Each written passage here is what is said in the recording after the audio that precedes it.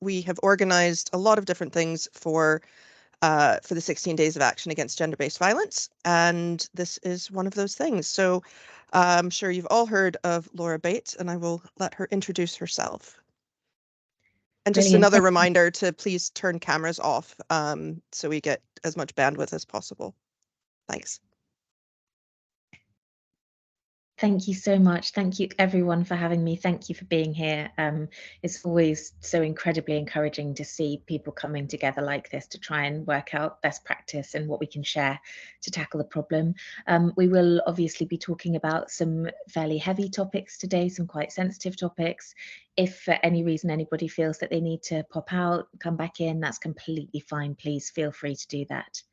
I'm going to start by sharing my screen with you. So hopefully within a minute or two, you should start to see a PowerPoint presentation popping up. Let me know, anybody, if you're not able to see that. That should be on its way. My professional background is as a feminist activist working on the Everyday Sexism Project, and that's the perspective from which I'll be speaking to you today, and the lessons and the learning I'll be drawing on. The Everyday Sexism Project is an ever-increasing collection of around 250,000 testimonies of people's lived experiences of all forms of gender inequality, ranging from street harassment to workplace discrimination to sexual violence of various different kinds. And I think it's something that just has so much to tell us, I think, about the contextual relevance of this issue across all different areas of society. I'd like to start by talking a little bit about the background, partly I think just because there are even now lingering questions about, do we still need to be talking about this? Does this really happen anymore? Or is this really a significant issue to tackle? Isn't sexism a thing of the past? These are all things that I'm asked fairly regularly. So just to start with a little bit of a wider societal context, the reality is that even within a society where a lot of people would like to believe that we have achieved gender equality, the reality is quite different.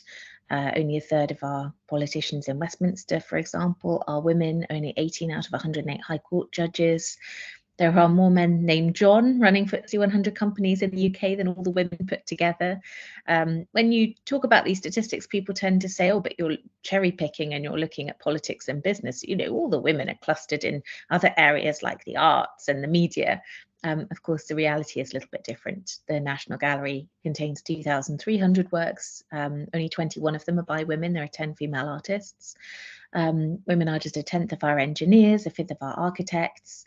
If we look at the media, they only write a quarter of front page articles, so it isn't the case that they are all sort of dramatically clustered there either.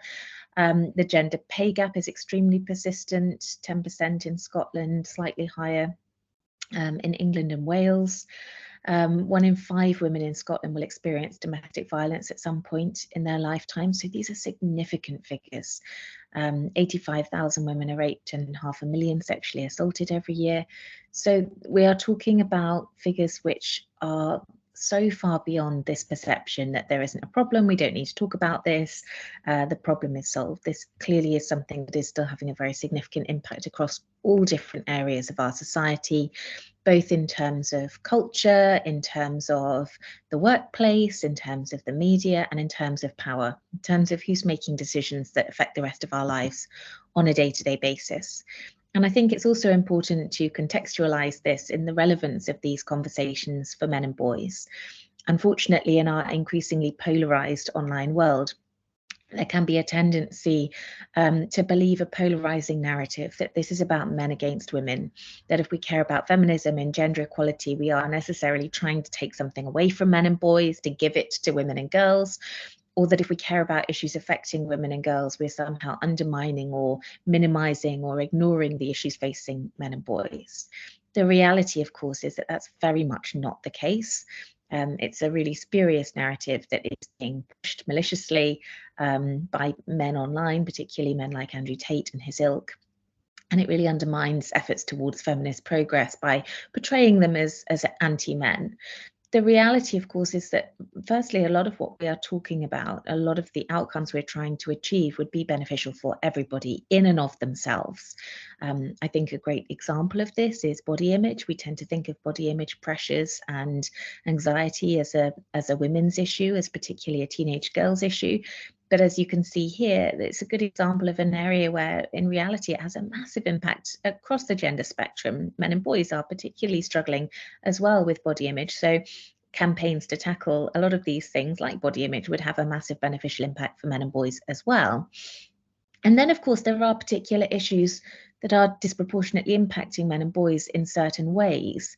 And again, within this polarized online discourse, these might be held up as kind of trump cards against feminism. This even could be an issue that people can come up with when they're applying for funding, for example. How can you bang on about women's rights and sexism when the male suicide rate is 3 times higher than it is for women? This is a good example of this argument, which really suggests that you have to pick a side, that this is about men against women. The reality, of course, is not only that we can care very much about separate issues affecting separate groups of people at the same time, but it actually goes beyond that. These are, in reality, closely interconnected problems with the same root cause.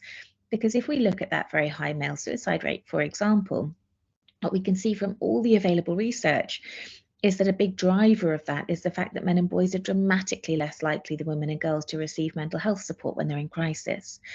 And we also have very good research suggesting that that arises from a society in which we teach boys they don't cry. We teach them men are manly and powerful and tough. They're not emotional. They don't show their vulnerabilities. And if they do, they're liable to be bullied for it. In other words, essentially a gender stereotype. And of course, gender stereotypes are never in a vacuum. They're always 2 sides of a coin. The other side of this particular coin, that boys don't cry, men are tough and manly, is of course the idea that girls are over emotional, that women are hysterical and hormonal and can't stop crying. And of course, that negatively impacts women and girls. For example, when you have a Nobel scientist telling the world that you can't put a girl in a science lab because she'll either cry or fall in love with you. So the reality is that the fallout might be quite different, but the root causes of the problems that we are seeing impacting boys and men are in fact exactly the same. They're the same outdated stereotypes, the same restrictive gender roles, having a negative impact on people of all genders. And so this really is very much about people standing up to prejudice rather than about men against women. What the Everyday Sexism Project does is help to make that inequality and those various different forms of prejudice visible. When I started the project just over 10 years ago, there was a real tendency for people to say, but sexism doesn't exist anymore. Why are you talking about this? And so I set out perhaps not to solve the problem overnight, but to force people to see it, to make it visible, to get a real cross-section of what the experiences were that people were having, and hopefully to put together a data set that we could draw on in really analysing the nature of the problem and potential solutions. What happened was that I expected perhaps a few people to share their stories, and instead 250,000 testimonies were received, making it the largest data set of its kind. What's become very, very clear from those stories is about connections between these different data points. Partly those are connections between the experiences of women and girls and those of men and boys. For example, in almost the same week, we heard from a man who had been denied extended parental leave and really bullied and ridiculed at work for having asked, and a woman who'd been told that she would not be considered for a promotion because she was perceived as a maternity risk. So in people's lived experiences, that was a very clear illustration of that way in which the same outdated gender stereotype, in this particular case about who was expected to be at home looking after the children and who was expected to be out at work earning money, was negatively impacting both men and women. It was also very clear from the stories we received the connections between sexism and other forms of prejudice. And I think it's really important that this is at the heart of our efforts to tackle gender inequality, because the stories we received were not just from women experiencing sexism, they were also experiencing racism, homophobia, transphobia, ageism, anti-Semitism, ableism, Islamophobia. And it was not the case that they experienced one on one day and separately had a different experience of a different form of prejudice on a different day. It was, of course, cumulative and intersecting. And those experiences might look like the disabled woman who told us that she was asked to do a pole dance around the street, around her walking stick in the street. A Black woman who was waiting to give the keynote speech at a conference when people kept interrupting, asking if she could bring them refreshments or show them to the bathroom, assuming that she was a member of staff at the venue. Women who were in the street with their female partners and found that men would chase after them, asking if they could videotape them or join in. Trans women who saw verbal harassment escalate into physical abuse when the perpetrators realized that they were transgender, and older women who again and again used the word invisible in their project entries. So those connections were really clear, and that's just so vital in the infrastructure that we are hopefully attempting to put into place to tackle the problem. What I mean by that is that if we are designing solutions that prioritize the most vulnerable groups, they will automatically be solutions that work for everybody else. If we don't do that, if intersectionality is an afterthought in the processes and our ways of thinking about these issues, then we end up with a system that fails certain groups. A good example of this, I would say, is that 1 in 5 women in the UK are disabled, but fewer than a tenth of refuge spaces are accessible, despite the fact that disabled women are twice as likely as non-disabled women to experience domestic violence. So we need to be centering these intersections, I think, when we're tackling the issue and looking at solutions. And I think that the final form of connection between these data points, which is absolutely vital and just really central to everything that we're thinking about and talking about today in particular, was that there were very clear connections in the data between the apparently low-level sexism, the things that we are really heavily pressurized in our society to brush off, not to make a fuss about, to accept, to normalize, and the more serious forms of abuse that we do tend to take more seriously. So we tend to hear in our society, don't make a fuss about catcalls, it's just a wolf whistle, it's a compliment, he just likes you, oh, get a sense of humor, men can't do anything any day these days. It's just a joke, lighten up, you're probably asking for it. All of that brushing off of low-level sexist jokes and comments as banter, as boys being boys, as compliments. But we do tend to recognise that, for example, rape and sexual violence and perhaps domestic abuse are serious issues in our society. What we're really not very good at is joining the dots between them. Now, obviously, no one is suggesting that these things are the same. No one is saying that they should be dealt with in the same way or penalised in the same way. Of course, it's complex, and nor is anybody saying for a second that one leads directly to another. I'm not trying to suggest that you hear a sexist joke or a wolf whistle in the street and immediately go out and commit an act of violence. Of course, it's more complicated than that, but it is also facetious to suggest that there is no connection between these two things. And there are various different ways of really demonstrating that in the data that we've collected. A good example of it being a linguistic analysis by Oxford University of the Everyday Sexism Project entries, which clearly showed that exactly the same words and phrases about women that come up in the apparently minor stories we're told not to make a fuss about, those same derogatory words and phrases come up again word for word in the stories of women being abused behind closed doors or being discriminated against in the workplace. In other words, the ideas and attitudes about women and the power imbalance that is fostered in those low-level normalized environments, whether it's the sexist jokes or the wolf whistles or the catcalls, they are the same ideas and attitudes about women and about the dynamic between men and women that pervade the more serious encounters, that are, if you like, the kind of fertile ground from which more serious forms of abuse can spring. In other words, if we are to say, for example, that as a society we accept that wolf whistles and catcalls are just a compliment, that women shouldn't make a fuss, which is a very prevailing view, what we're really saying is that collectively we subscribe to a gendered power imbalance, where in public spaces women's bodies are public property and there's nothing they can do about it. And of course, as we all know, this is something that starts from an incredibly young age. And that power imbalance matters because, of course, it will then persist across other spheres of life, whether it's in the workplace, whether it's in the home, and so on.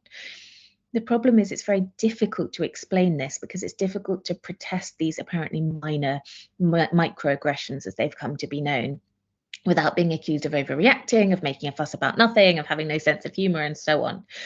So recognizing that connection is absolutely vital, and recognizing that a zero tolerance approach to the so-called banter and jokes and boys being boys is a significant step towards tackling the more serious forms of abuse.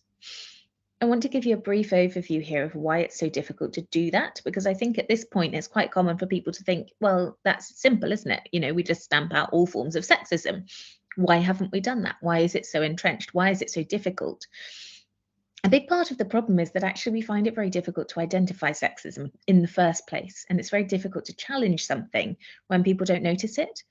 The reason for that is not necessarily because people are deliberately, consciously being sexist.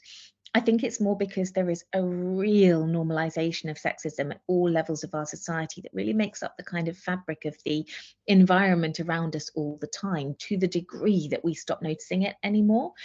To give you some examples of what that might look like, from the age of literally a couple of months old, as you can see in these examples, we have all received messages about who we are, about who we're expected to be, about what we might become, about our potential aspirations and strengths and weaknesses, purely based on our sex. And of course, this is something that only increases with time. Throughout childhood, we are indoctrinating young people with these ideas that who they are is defined by their sex, that we have expectations of them and of the kind of roles that they will play in society purely based on their sex. And I think that these ideas about men and women and about gender roles are also incredibly ingrained in the kind of imagery and the advertising and media that we are presented with on a day-to-day basis, again, perhaps without necessarily even noticing it. It's particularly significant that we are presented with thousands of images of women's bodies, but they tend to be 1,000 images of the same one woman's body rather than 1,000 varied and diverse bodies. So we tend to be seeing the same very young, often white-skinned, large-breasted, long-legged, young female, heavily made up model being used as if she is a kind of representative of all women. But what takes things further, I think, in terms of the impact this has on people's perceptions and ideas about women, is when we see pieces of that body taken out of context and used to sell completely unrelated products, because there's a dehumanization that occurs at that point. If we are seeing a piece of a woman's body essentially used as a prop, used as an object, and really very much used to send the message, this is a commodity, this is something that's there for the taking, and we want you to reach out and grab it. And we are associating all those ideas of objectification, of consumption with women's bodies. And again, of course, this is complicated. It's not a case of saying that someone sees one of these adverts and goes out and commits a crime. But it's just about, I think, all of us getting into the mindset of starting to recognize the myriad, often quite hidden influences that are impacting on a day-to-day basis our developing ideas about women and men and about our roles in society.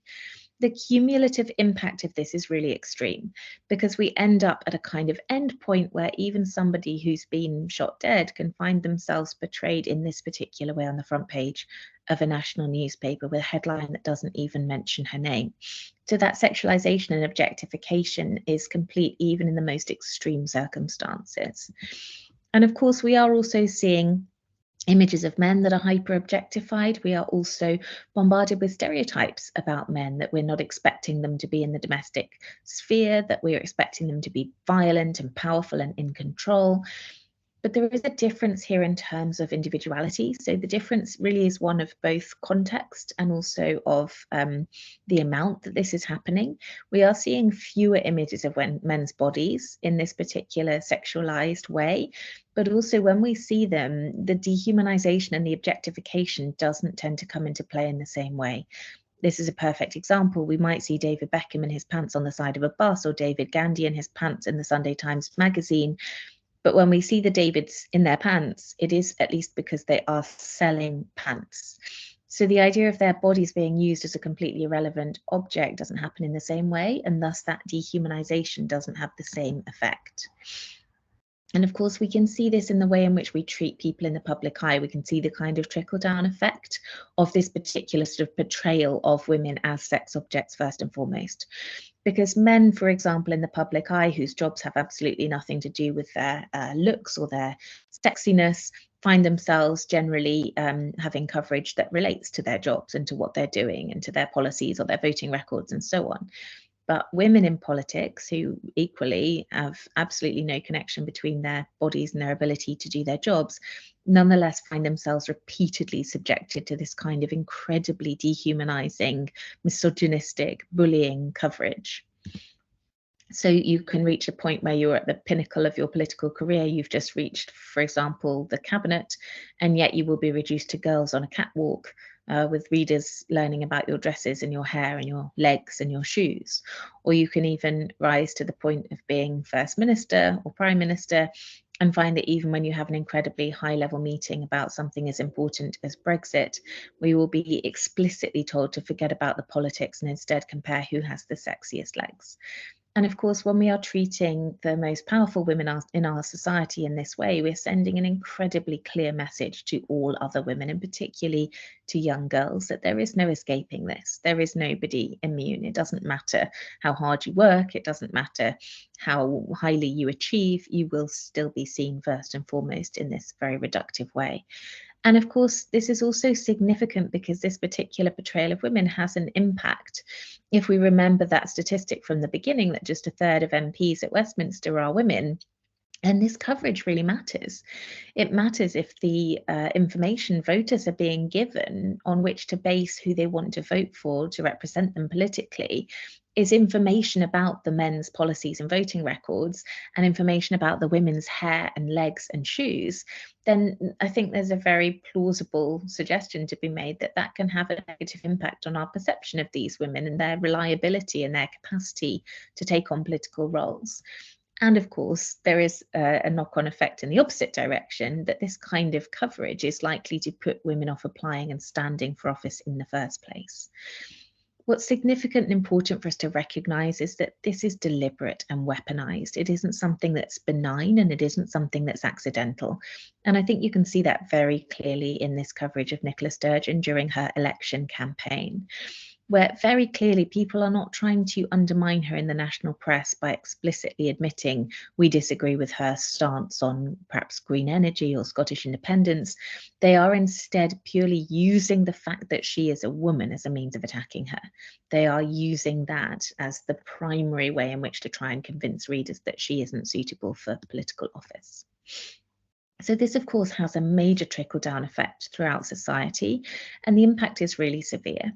Young people are particularly at risk of various different forms of both gender inequality and also various forms of gendered violence. For example, young women aged 16 to 24 are the single largest category of victims of domestic abuse. I think it's really important for us to stress this, because when we talk about domestic abuse and we think about who it affects, it's very common for people to immediately kind of jump to picturing a kind of heteronormative married couple. The reality is that young people are significantly more likely to be victims, but conversely, they're also significantly less likely to recognise domestic abuse for what it is, or to feel able to label coercive control, for example, or various different forms of relationship violence. So, for example, during my school visits, when I work very closely with hundreds of young people, it's really common for people to say, but if it's your boyfriend, you have to have sex with him. Your boyfriend couldn't rape you. A rapist has to be a stranger in a dark alleyway. It's very common to hear those excuses about boys being boys, about banter, about jokes. And it's also common to hear misconceptions that young people have picked up through online pornography. So these can range from things like it's not rape if she enjoys it, to crying as part of foreplay, to rape as a compliment, really. These are all phrases that I have heard from teenagers in the last few years in schools. So there's a lot of significance to these statistics, not only because of recognising this particular area of the problem, but also how under-realised it is by those experiencing it directly.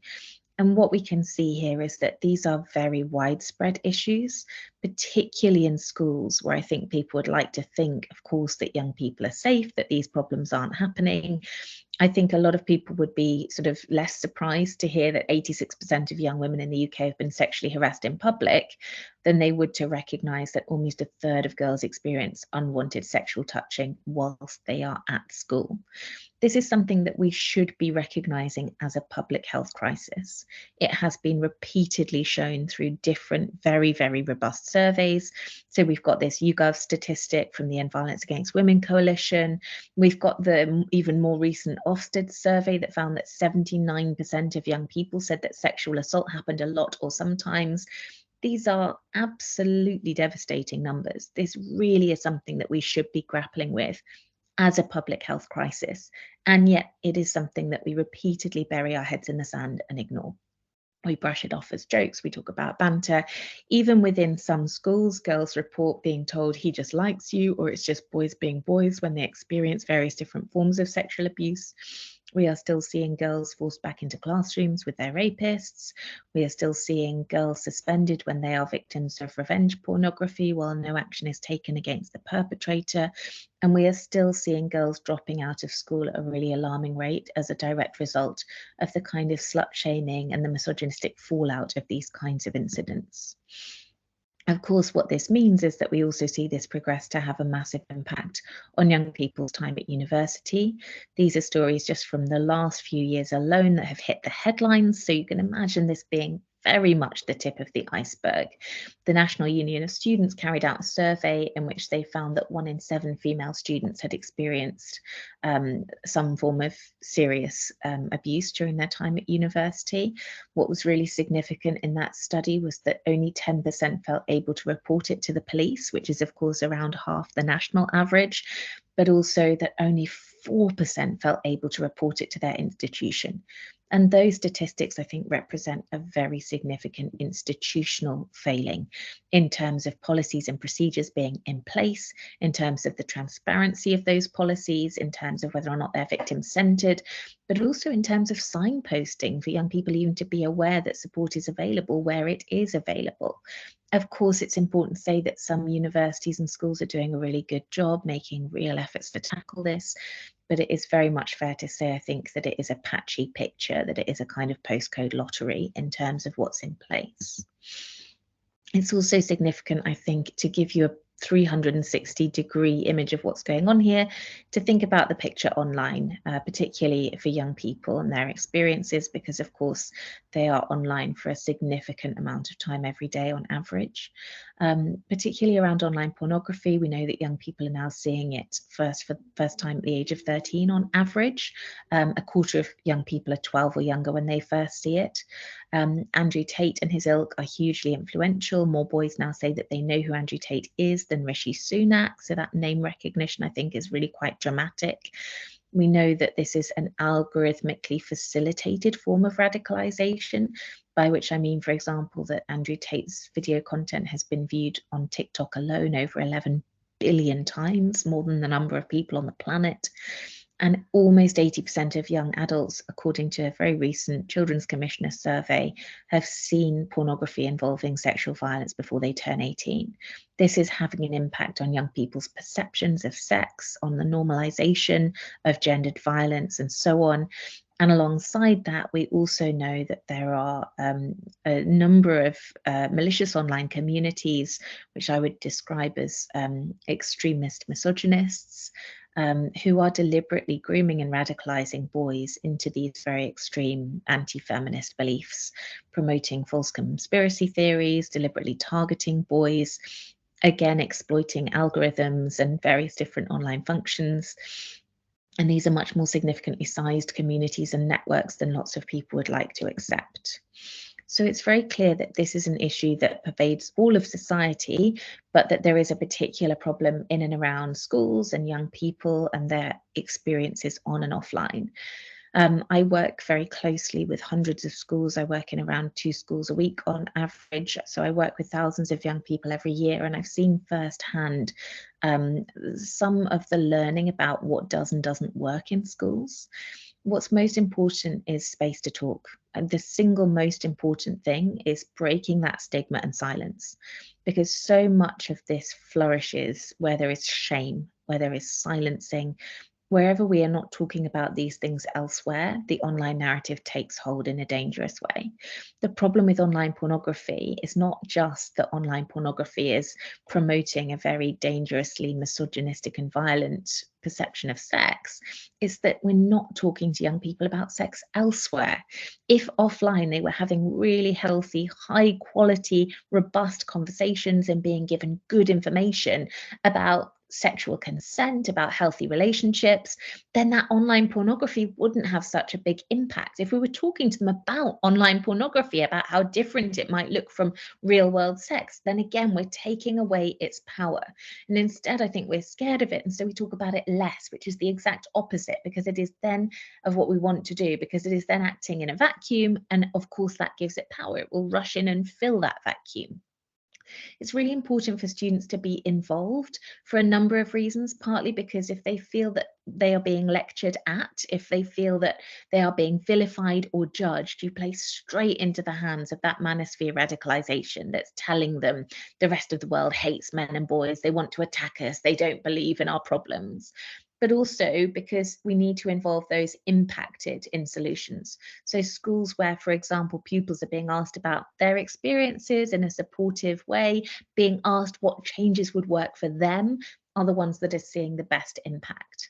It's important to debunk myths and false facts, but also to do it in a way that comes across as reasoned and as calm and non-judgmental. Actually, it's much easier to prevent radicalization in the first place than to unravel it. So unpicking radicalization, as we know very well from research into other forms of radicalization and extremism, is an extremely costly task. It takes a very long time. It's extremely difficult. Preventing it in the first place is so much more cost effective. It's much easier. It can be scaled up as an approach. What that means is that if we were to give young people tools like source skepticism and internet literacy from a much younger age, so that when they first encounter these forms of extremism online, they are a little bit more skeptical, they are much less easily taken in, that is going to be significantly more effective for us as a policy than trying to unpick extremist misogyny once it's already taken hold. It's important to recognise that this is not just about Andrew Tate, to point out that there are many issues that men are facing, and to talk about what those are, to talk to young people about the ways in which gender stereotypes do hurt men and boys as well as women and girls, and then to consider whether these manosphere figures like Andrew Tate, for example, are doing anything to actually help. So a good example of this is, of course, the male suicide rate being very dramatically high, and the fact that Andrew Tate says that depression doesn't exist, it's made up. Men have to be tough and manly, and they have to be powerful and in control of women. In other words, doubling down on all of the issues that we know are actually leading so many men into that mental health crisis in the first place. Within schools, some kind of practical tips that really matter for this to work. It can't just be confined to one sex education assembly and then a box is ticked. It needs to be mainstreamed. It's something that could come up and be looked at when you're studying Othello in English. It might come up in terms of what different historical movements are being studied. It might come up in politics or sociology. It's really important that a whole school approach is taken. And that's not just when we look at kind of where the content can pop up within the curriculum, but also looking at school policies and procedures. So it won't work, for example, to have a really great, well-delivered lesson on a Tuesday about sexual consent and healthy relationships and gender stereotypes if on a Thursday girls are being sent out of class being told that they might distract the boys because their skirts are too short, because that behaviour policy is reinforcing for those young people the idea that girls' bodies are inherently harmful and damaging, that there's nothing that boys can do to control themselves, that girls are simply responsible for covering themselves up to avoid harassment from their male peers, and so on. Senior leadership and male role model support within school is incredibly important as well, partly because it's very effective, because boys tend to listen to male role models on this, but also because it simply isn't fair to leave all of this to one young female teacher, which is so often the case. That sends a message to pupils that it's not something the school really cares about, but it also leaves those young female teachers open to experiences themselves of sexual harassment and misogyny within the workplace, which we know is a really significant problem for female pupils, for female teachers rather.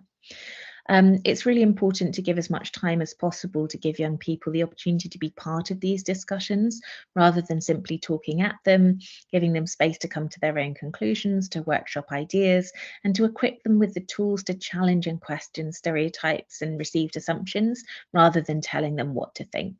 It can also be really effective to train pupils to then go on and talk to other year groups.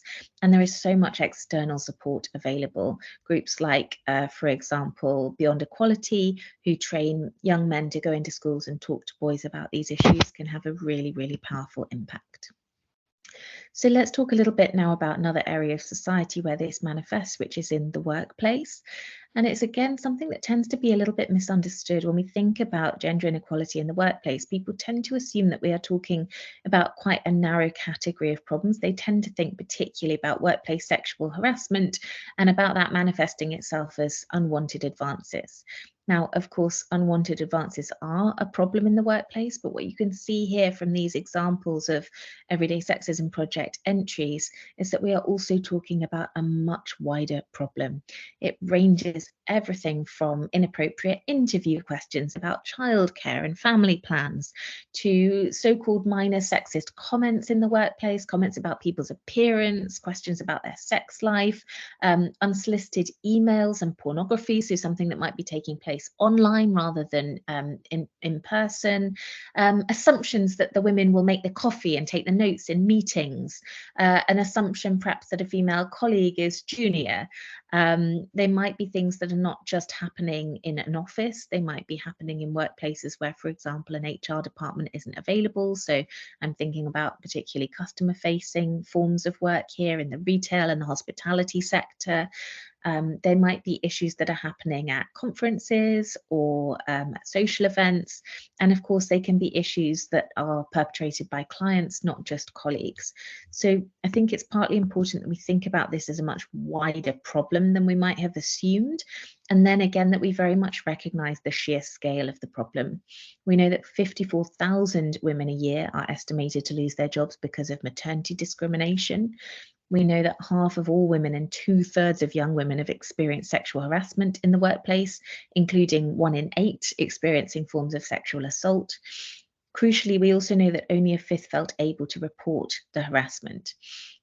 It's really important, I think, that we look here at the impact, not only on women themselves, but also on organisations and businesses. If 1/8 of women have left jobs because of sexual harassment, that really reflects an enormous dent in the talent pool, an enormous loss of talent from the pipeline. So it really is very much somewhere where there is a business case for tackling the problem as well as an ethical and moral one. In terms of what employers and organizations should do about this, about the kind of policies that we can put in place, I'd really like us to focus on that statistic that just 20% of women felt able to report sexual harassment, because that statistic tends to be very much misused. When people hear that, they usually go, right, so the women are the problem because they're not coming forward. How can employers fix this problem if women aren't telling them when it happens? If they don't know about it, they can't fix it. And of course, that fits in very neatly with a wider culture in our society of blaming women and deciding that women are the problem. What's really significant, but much less frequently quoted, is another statistic from that same report that asks women what happened when they did report sexual harassment to their employer. In 3/4 of the cases, nothing happened, nothing changed. And then another 16% on top of that said that they were treated worse or lost their jobs as a result. So if we put those together, what we can see is that in over 90% of cases, it doesn't make sense for women to report. The outcomes are not good. And at worst, the outcomes are actively negative. So the problem here isn't the women, it's the systems. It's the systems that are either inadequate or non-existent, and that's why women aren't reporting. So it's really important that we are looking at those systems, that we are making sure that they are there, that they are fit for purpose, that they are transparent, that they are victim-centered, by which I mean that there is an avoidance built in for backlash or negative career impact if someone comes forward.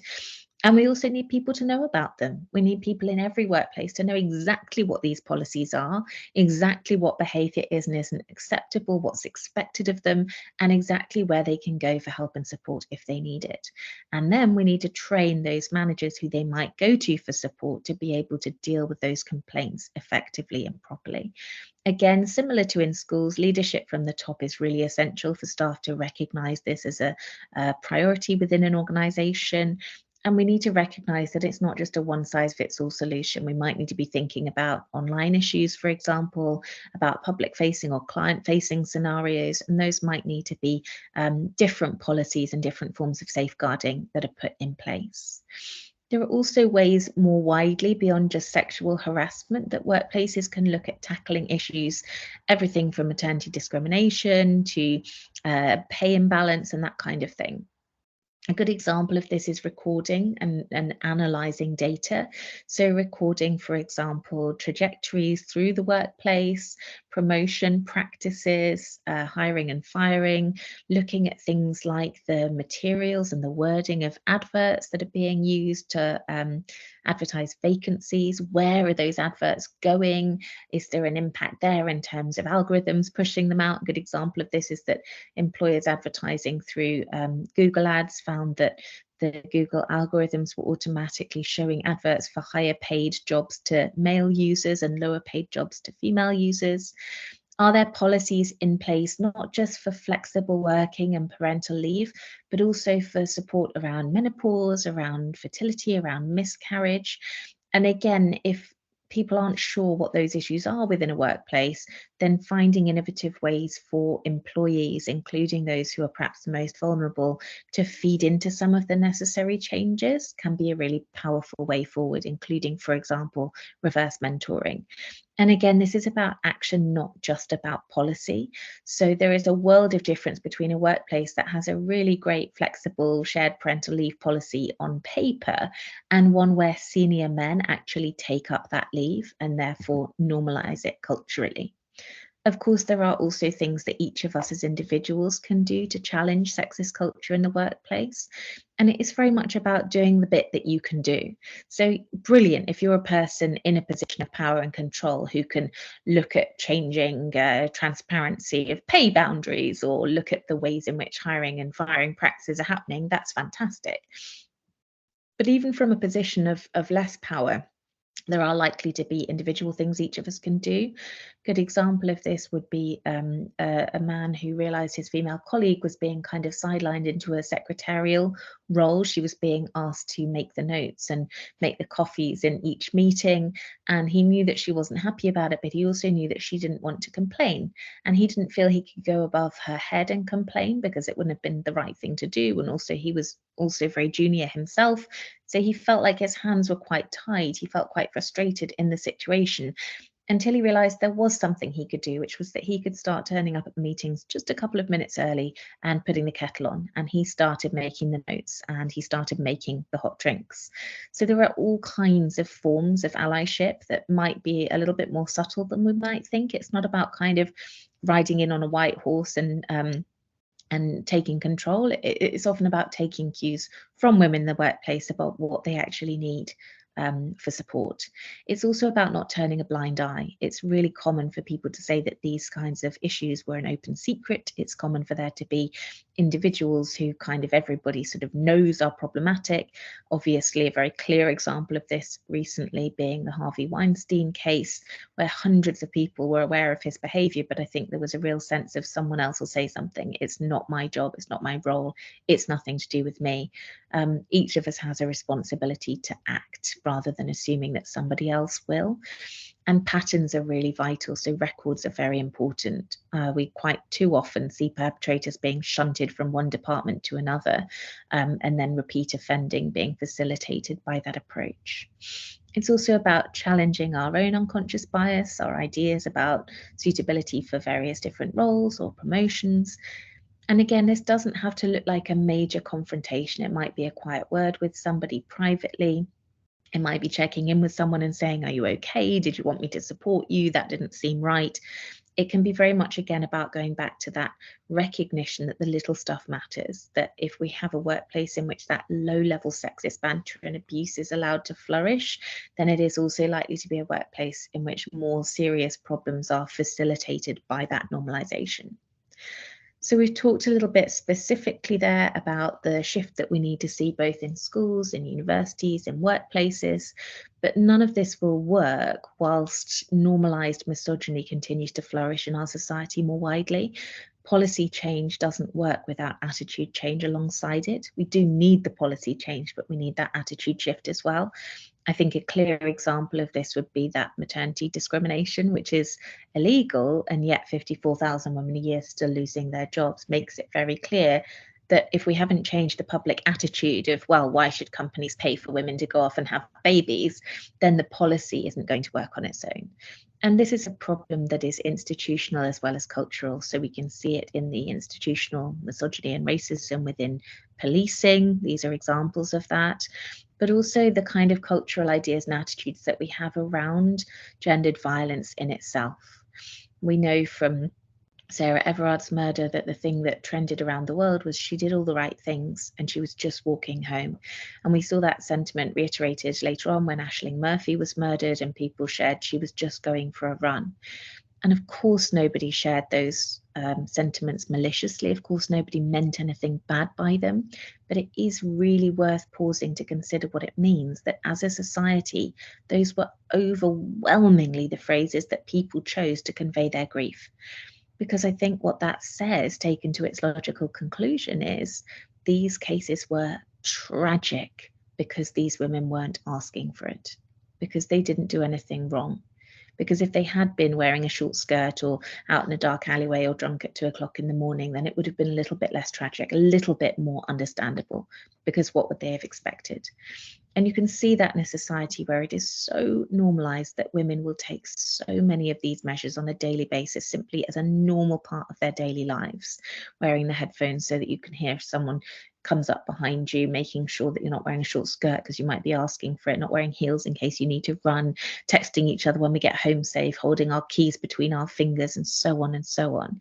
When the reality is that we have such clear evidence that these kinds of measures don't work, because the only thing that those who experience sexual violence have in common tends to be coming into contact with a perpetrator who has made a decision to commit a crime.